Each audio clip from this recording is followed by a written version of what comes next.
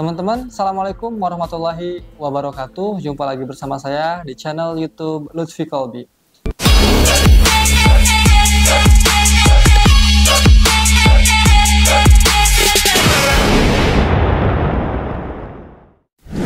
Terima kasih tetap setia nonton video-video di channel kami. Di video kali ini saya akan mengomentari hal-hal yang sedang hangat, isu yang sedang hangat saat ini, yaitu mengenai pasca pemilu 2024 atau pasca pilpres ya. Banyak hal-hal yang memang kita ketahui di medsos, di sosial media atau di televisi, banyak sangat beredar bahwa pasca pemilu banyak sirekap atau hasil yang tidak sesuai, atau dalam tanda kutip kecurangan yang terjadi di lapangan, entah itu kecurangan atau salah data atau memang sistem sedang error. Dan memang faktanya terjadi seperti itu. Ada penggelembungan suara, baik itu suara ke 01, 02, 03.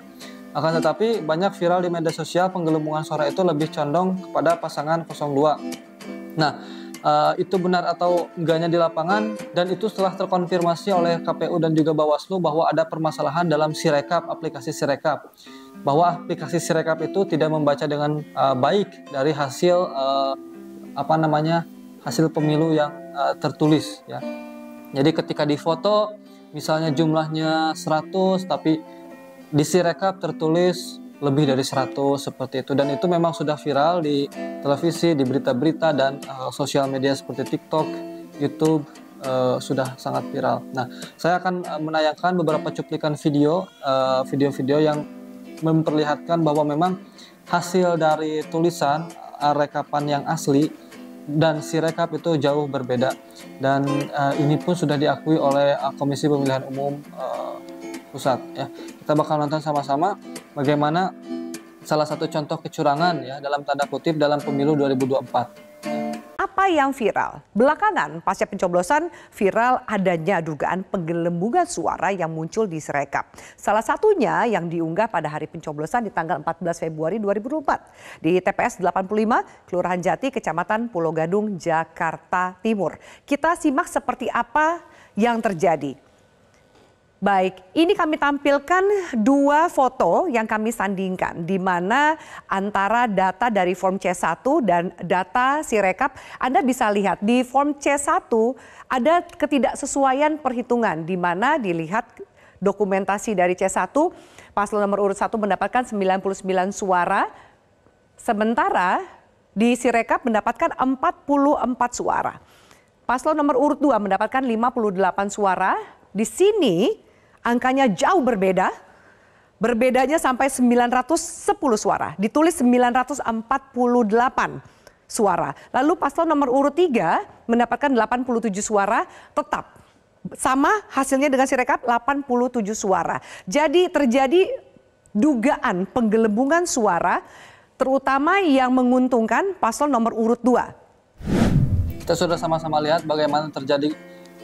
Menurut saya bisa disebut kecurangan, boleh ya. Ini bagaimana kita melihat sudut pandang dari hasil pemilu atau Sirekap yang ada ya, sistem yang dimiliki oleh KPU.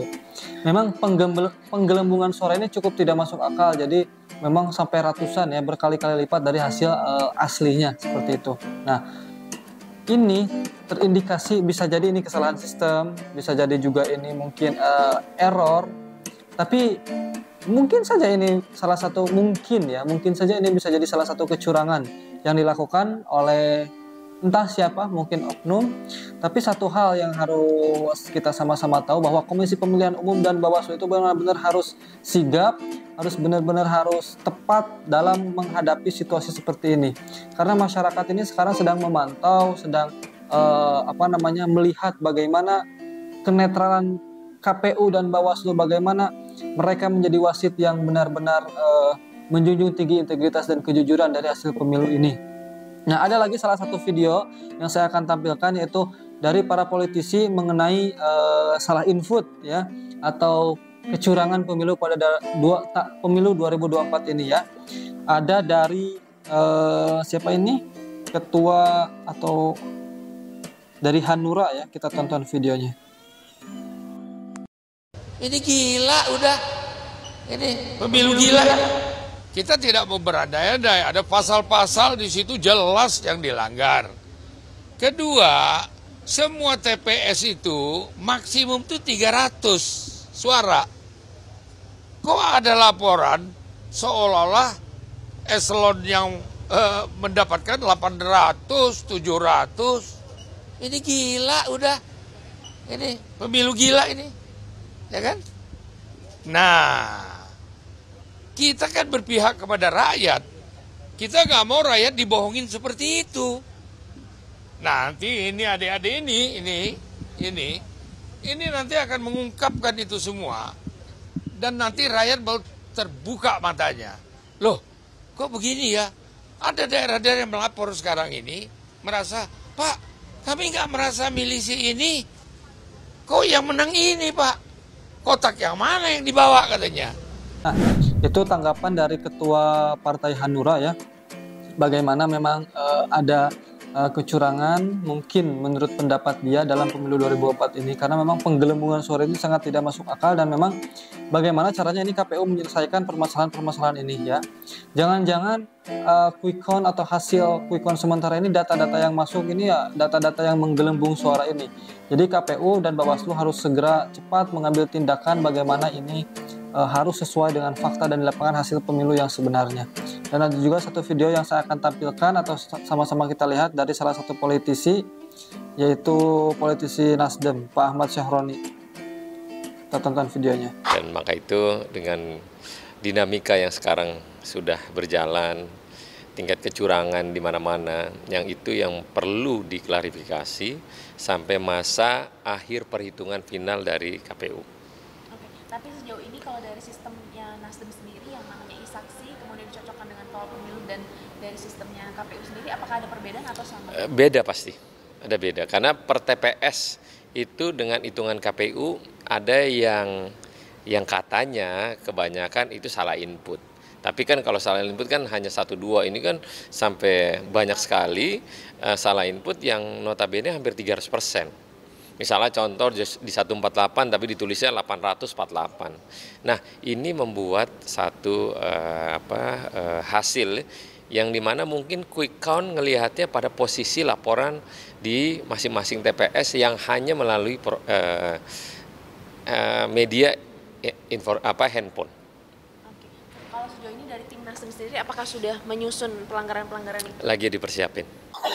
Nah, seperti itu tanggapan dari Bendahara Umum Partai Nasdem, Bapak Ahmad Syahroni, mengenai hasil pemilu sementara ini. Nah, teman-teman, kita sudah sama-sama lihat, sama-sama tahu bagaimana proses hasil dari pemilu ini memang agak rancu. Bagaimana sistem yang dibuat oleh KPU ini sangat-sangat, ya mungkin bisa dijadi ini kurang optimal dan kurang maksimal dalam hasilnya ya. Dan mudah-mudahan KPU bisa menyelesaikan, memberikan fakta dan data yang sebenar-benarnya hasil dari pemilu yang memang itu ditulis oleh petugas KPPS, yang memang itu hasil dari pencoblosan masyarakat langsung di TPS. Nah, di video kali ini cukup sekian teman-teman. Terima kasih sudah menonton. Mudah-mudahan pemilu ini berlangsung dengan damai, tidak ada chaos atau keributan apa-apa, dan KPU Bawaslu segera cepat menyelesaikan permasalahan-permasalahan yang ada di lapangan. Dan mudah-mudahan siapapun yang terpilih, mudah-mudahan amanah dan bisa membawa Indonesia kepada lebih baik.